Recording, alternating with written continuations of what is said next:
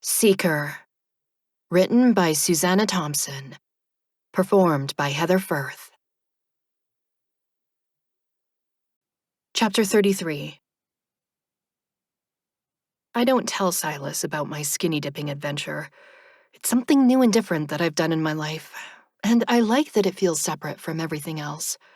It may have been prompted by an idea Chloe had, but I carried it out on my own. I was never the leader in any of our escapades, so it was a whole new experience for me to be the daring one this time. I'm realizing that my mom was right about me needing a friendship that isn't linked to my deceased friends. I also now understand that I don't have to worry about Shelby replacing Chloe in my life. Shelby is a different person from Chloe, and our friendship will never be the same as the one I had with Chloe. I'm okay with that, and it actually makes it easier to be friends with her when there is nothing about her that reminds me of Chloe. Shelby has provided me with something I couldn't find with Silas: a fresh start. She has no connection to my past, and that makes it simple to remain focused on the present with her. I didn't feel this way until she accompanied me on my crazy quest to go skinny dipping, but it's like I shed my reserve toward her along with my clothes. I guess being naked with someone breaks the ice like nothing else. I was the only one who was naked, but it did make us both loosen up with each other. There was an easy, comfortable atmosphere between us when I drove her home. "Mason is so nice," she marveled. "Yeah," I agreed. "He's always been that way." Her mirth poured out in laughter. "Did you see the look on his girlfriend's face? Priceless." I smirked. I don't think she likes me very much. I can't imagine why. "Just because her boyfriend saw you naked," Shelby remarked in amusement. "I don't know why she would mind that." "He didn't see me naked," I said. "It was dark and I was in the water, so he couldn't really see anything." "You keep telling yourself that," she urged in a teasing manner. "If he didn't see anything, then why were his eyes practically popping out of his head?" I flushed as I recalled him staring at me. How much of my body had been visible to him in the moonlight? I had thought that it was fairly well hidden beneath the water, but his girlfriend had immediately known that I was naked. I hoped that was only because she had seen no bikini straps on my exposed shoulders. "It's too bad he has a girlfriend," Shelby continued. "He's really cute." "He's going away to college anyway," I reminded her, and then remembered that Silas was too. "I wouldn't mind waiting for him," she declared. "He's so nice, too," she repeated. "So is Silas," I contemplated silently. A guy with those good qualities was worth waiting for. That thought led to what Mason had said about telling Tyler to wait before admitting his feelings for me. But I quickly cut short that line of thinking. I didn't want to dwell on that revelation, because it was too much to process right now. I was finding out all these secrets about my friends when it was too late for me to respond to them. There was nothing that I could do with this information now, except carry it in my thoughts in vain. Playing what if in my mind is useless, but I can't stop myself from doing exactly that the next evening. What if Tyler had told me that he liked me as more than a friend? What would I have done? If he had told me about Scott cheating on me, I would have broken up with Scott for sure. I vaguely imagine a confrontation with Chloe, but I can't picture that as clearly as breaking up with Scott. My thoughts segue into imagining Tyler asking me out. I think about how much fun he was to be around, and how I always thought he'd be a great boyfriend for someone. Now that I'm specifically considering if I would have wanted him to be my boyfriend, I can see the potential for something romantic between us. It would have possibly been something lasting, because I absolutely adored him as a friend. I feel even more bereft now that I know what could have been, and I momentarily resent Mason for depriving us of it. Tyler wouldn't have left me to go to Bible college. He would have made the rest of high school even better for me as my boyfriend. We would have gone to prom together, and he would have been here for graduation. My daydreaming comes to a sudden end as I realize that he wouldn't have been here regardless if he was my boyfriend. He still would have died in that car crash with the rest of my friends. Oh, but no, he wouldn't have. Not if he had stopped being friends with Scott after revealing that Scott was cheating on me and asking me out himself. And Chloe and Jeremy would most likely have broken up too if Jeremy had found out that Chloe had cheated on him with Scott. Would anyone have told Jeremy? I've been suppressing my anger at Chloe due to my grief. But now I'm trying to imagine how I would have reacted if I found out about her betrayal while she was still alive. I might have been angry enough to tell him, although I wasn't that attached to Scott, judging by how little time I've spent grieving him specifically. Finding out about him cheating on me really didn't hit me as hard as discovering that Chloe was the one he cheated with. I realized that all my hurt and anger is directed toward her. She knew that I wasn't in love with him, but he was still my boyfriend. I would never even have kissed her boyfriend, regardless of whether she loved him or not. As best friends, we knew about each other's sex lives. She knew that Scott was frustrated with me for not wanting to have sex with him, and I knew that she had lost her virginity to Jeremy and found sex to be disappointing. This was after her initial talk about it getting better after the first time. Her enthusiasm for it had faded after a few months. "It's not as good as everyone says it is," she told me. "I wish I hadn't started doing it with him, because now he expects it. Don't let Scott talk you into it, because it's not worth it." Yet she had let Scott talk her into it. I remembered Silas telling me that she felt guilty about it.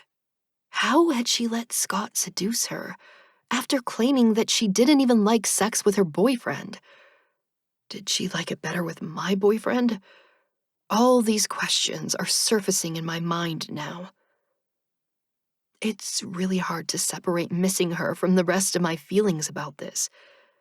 My anger has been muted by grief, but I try to picture it happening while they were all still alive. I imagine Tyler being uncharacteristically serious while saying that he has something to tell me. First, he would tell me that Scott was cheating on me, and at this point, I'm not sure if he knew that it was with Chloe. But I need that information to piece together the scenario in my head. I call Tyler's house phone in the hopes of getting hold of Mason. His mom answers the phone, and I ask for him. She tells me to hold on, and I hear her calling out for Mason. She tells him that it's some girl, since she hasn't asked me to identify myself. "Hello?" Mason says into the phone. "Hey," I respond. "It's Mila. I need to ask you something. Did Tyler know who Scott was cheating on me with?" "Mila," he pleads, "don't do this to yourself." "I already know who she is, but I just need to know if he knew," I explain. "Who do you think it was?" he questions evasively. "Chloe," I answer impatiently. "Did Tyler know that?" "How did you, uh, who told you it was Chloe?" he asks. "I found out from a friend," I reply. "Did Tyler— what kind of friend would tell you that?" he demands heatedly. "It doesn't matter." I state in frustration from not getting my question answered. Was it that girl who was here with you last night?" Mason asks in an angry tone. "I don't know what reason she had to tell you that, but she's not your friend. Maybe she's jealous of you and is trying to upset you." "It's not her," I reply. "And why would she be jealous of me?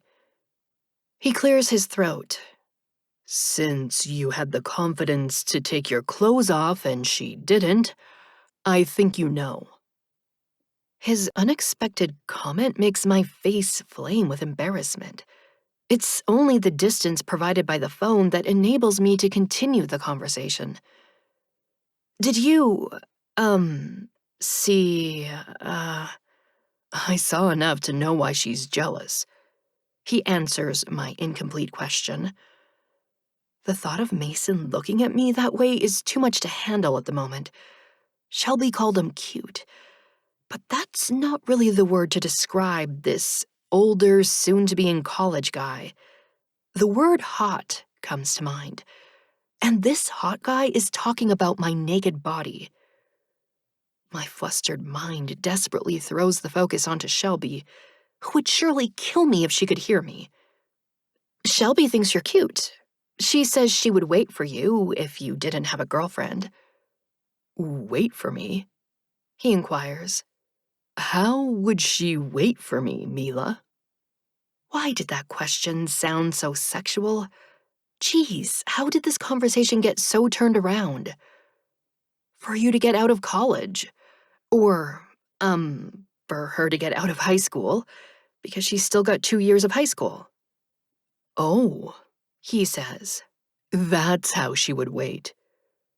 The hint of amusement in his tone reveals that he knows exactly where my thoughts were. He always did have that mischievous streak, and I'm happy to know it survived the tragedy despite my embarrassment. Forget it, I tell him in a playful tone. Shelby's too nice for you. I'm not nice? He asks in mock surprise. I think you underestimate how nice I can be, Mila. Stop that, I exclaim. Stop talking in that sexual way. It's too weird after you told me that Tyler was in love with me.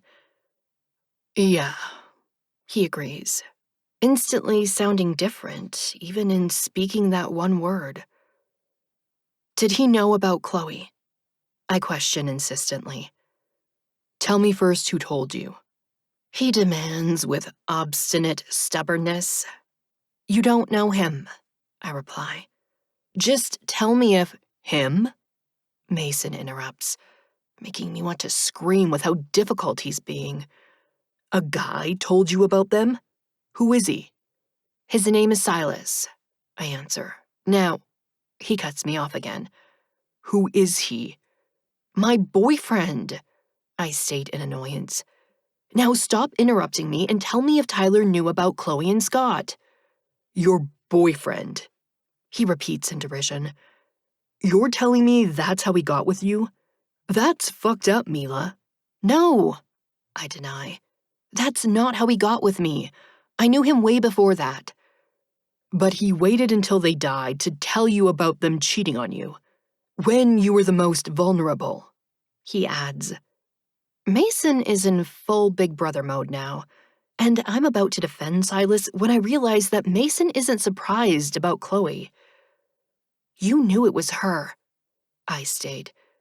Tyler knew Scott cheated on me with Chloe. I hear his exhale before he speaks. That's part of the reason I talked him out of telling you, he admits. You wouldn't only lose your boyfriend, you'd lose your best friend too. I lost them anyway, I say. I'm sorry, Mila, he responds, and I know he's hurting just as much as I am. I'm so sorry about Tyler, I tell him. If something ever happened to Justin, I trail off, because it's too horrible to even speak about losing my brother. Mason knows all too well about that. Yeah, he says without needing to elaborate.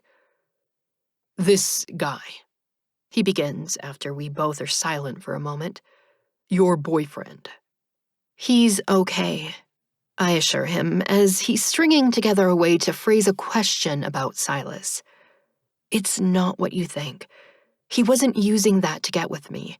He didn't even want to talk about it when I started asking questions. I think he regrets telling me. That's what he wants you to think, Mason insists. He's manipulating you to get what he wants. I respond to that assumption with a harsh laugh. Yeah, you're wrong about that. Silas is all religious and stuff. He wants to wait until we get married. That throws Mason. You're only 16 years old. Why is he talking about marriage? I'm actually 17 now, I inform him. Yesterday was my birthday, and Silas has the future all planned out. Mason cuts me off. It was your birthday? God, Mila, I didn't know. Why didn't you tell me? I'm startled by his reaction. It's not a big deal. It is a big deal, he insists before I can continue. It was your birthday, Mila. I didn't even wish you a happy birthday. Okay, well, you did now.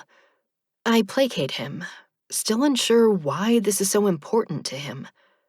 Don't act like your birthday doesn't mean anything.